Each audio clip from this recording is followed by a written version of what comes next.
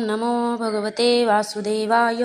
तर आपण श्रीमद भागवत महापुराण पाहत आहोत आणि त्यातील हा आपला 9वा स्कंद. 9व्या स्कंदातील अध्याय 9वा. 9व्या अध्यायामध्ये आपण भगीरथ चरित्र आणि गंगा अवतरण पाहणार आहोत.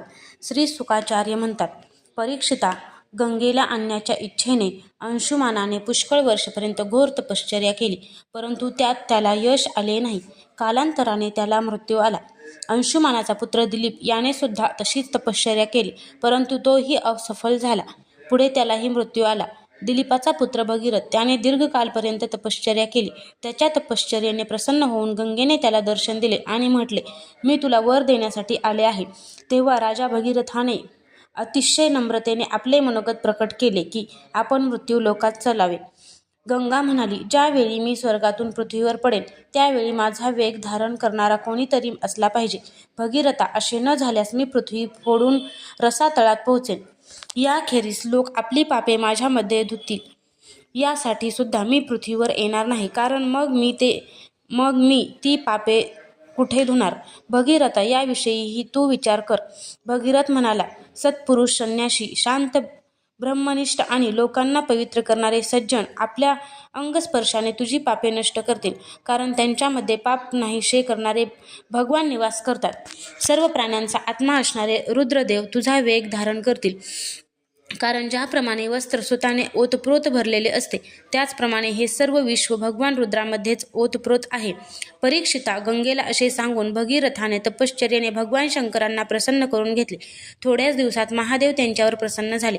संपूर्ण विश्वाचे कल्याण करणाऱ्या शंकरांनी तथास्तु असे म्हणून राजाच्या प्रार्थनेचा स्वीकार केला.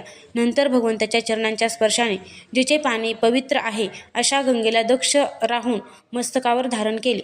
यानंतर राजर्षी भगीरथ जेथे त्यांच्या पितरांची शरीरे राखेचे ढीग होऊन पडली होती तेथे जगाला पवित्र करणाऱ्या गंगेला घेऊन गेला.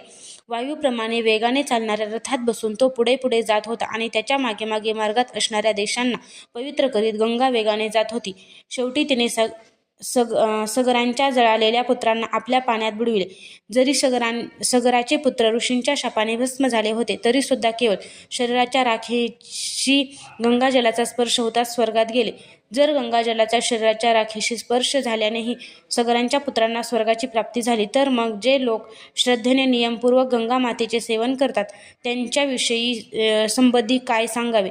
मी गंगेच्या महिम्यासंबंधी जे काही येथे सांगितले त्याप्रमाणे त्यामध्ये आश्चर्य करण्यासारखे काही नाही, कारण ती भगवंताच्या चरणकमलांपासून निघाली आहे.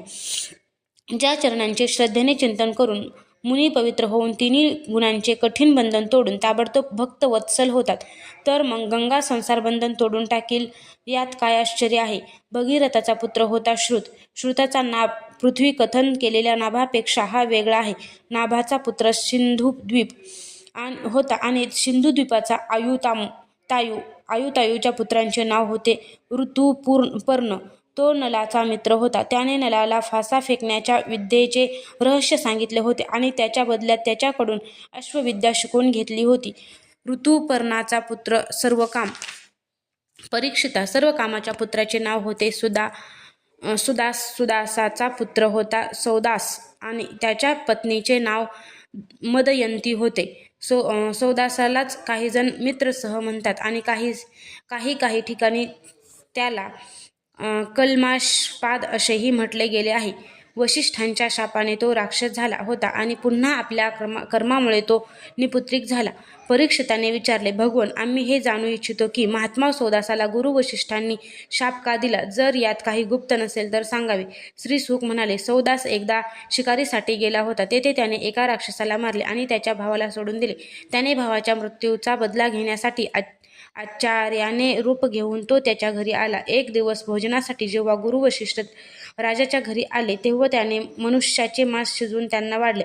भगवान वसिष्ठांनी अभयक्ष्य मांस वाढताना पाहून रागावून राजाला झटकन शाप दिला की या कृत्यामुळे तू राक्षस होशील.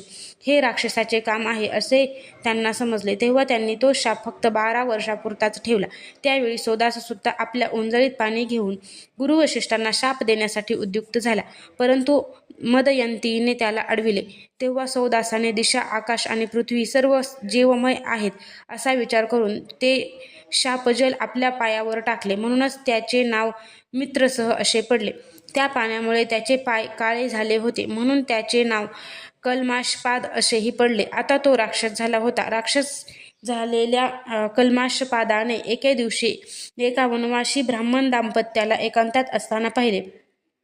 कल्माषपादाला भूक लागली होती म्हणून त्याने ब्राह्मणाला पकडले. ब्राह्मण पत्नीची कामना पूर्ण झाली नव्हती तर ती म्हणाली, राजा, तू राक्षस नाहीस. महाराणी मदयंतीचा पती आणि इक्ष्वाकू वंशाचा वीर महारथी आहेस. असा अधर्म करू नकोस. मला संतानाची इच्छा आहे आणि या ब्राह्मणाची सुद्धा कामना अजून पूर्ण झालेली नाही म्हणून मला हा माझा पती परत दे. हे मनुष्य शरीर जीवाला धर्म, अर्थ, काम आणि मोक्ष अशा चारी पुरुषार्थांची प्राप्ती करून देणारे आहे. म्हणून हे वीरा, शरीराची हत्या म्हणजे सर्व पुरुषार्थाची हत्या असे म्हटले जाते.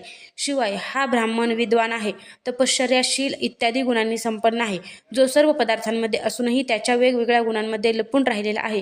त्या पुरुषोत्तम परब्रह्माची आणि सर्व प्राण्यांच्या आत्म्याच्या रूपांमध्ये हा आराधना करू इच्छितो. हे धर्म जाणणाऱ्या राजा, जसा पित्याच्या हातून पुत्राचा मृत्यू होणे योग्य नाही, त्याचप्रमाणे आपल्यासारख्या श्रेष्ठ राजर्षींच्या हातून श्रेष्ठ ब्रह्मर्षींचा वध होणे कसे योग्य आहे. तू सन्माननीय आहेस. असे असता तू परोपकारी, निरपराध, वैदिक आणि ब्रह्मवादी ब्राह्मणांचा गायीचा वध करावा तसा वध करणे कसे योग्य आहे. असे असताही जर तू याला खाणार असशील तर अगोदर मला खा, कारण याच्याशिवाय मी मेल्यासारखीच असून एक क्षणभर सुद्धा जिवंत राहू शकणार नाही. असे काकुळतीने बोलून ती अनाथ असल्यासारखी रडू लागली. परंतु शापाने मूढ झाल्यामुळे सौदासाने वाघाने एखाद्या पशुला खावे त्याप्रमाणे त्या ब्राह्मणाला खाऊन टाकले. ब्रह्मपत्नीने गर्भाधानास उद्युक्त झालेल्या पतीला राक्षसाने खाल्लेले पाहून तिला अतिशय शोक झाला. तिने संतापून राजाला शाप दिला. अरे पाप्या, मी कामपीडित असताना तू माझ्या पतीला खाल्लेस. म्हणून मूर्खा, तू जेव्हा स्त्रीबरोबर संग करण्यास जाशील तेव्हा तुझाही मृत्यू होईल. ही गोष्ट मी तुझ्या निदर्शनाला आणते. अशा प्रकारे मित्रसहाला शाप देऊन पती लोकात जाऊन इच्छिणारी ब्राह्मणपत्नी आपल्या पतीच्या अस्थींनी धगधगणाऱ्या चितेत उडी घेऊन स्वतः सती गेली. 12 वर्षानंतर राजा शापातून मुक्त झाला. जेव्हा तो संग करण्यासाठी पत्नीजवळ गेला तेव्हा तिने त्यांना अडविले, कारण तिला त्या ब्राह्मण पत्नीने दिलेला शाप ठाऊक होता.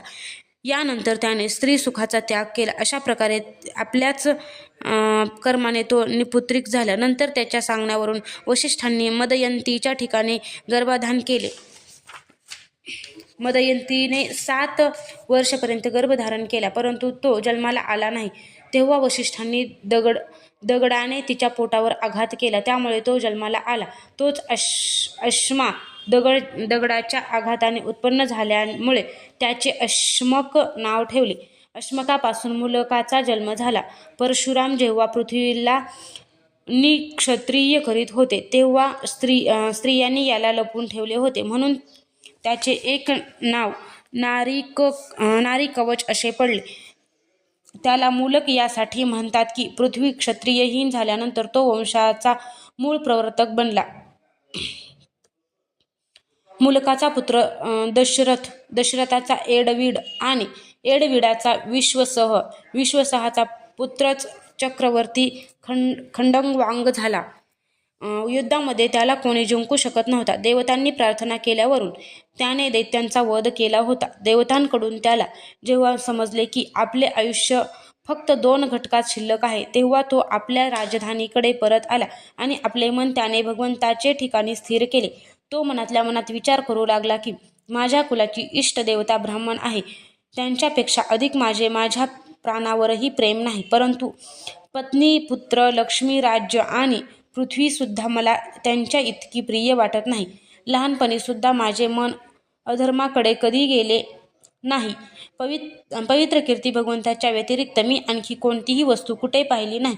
तिन्ही लोकांचे स्वामी असलेल्या देवतांनी मला कोणताही वर मागण्यास सांगितले, परंतु मी त्या भोगांची अजिबात लालसा धरली नाही, कारण सर्व प्राण्यांचे जीवनदाते श्रीहरी यांच्या भक्तीमध्येच मी मग्न होऊन राहिलो होतो.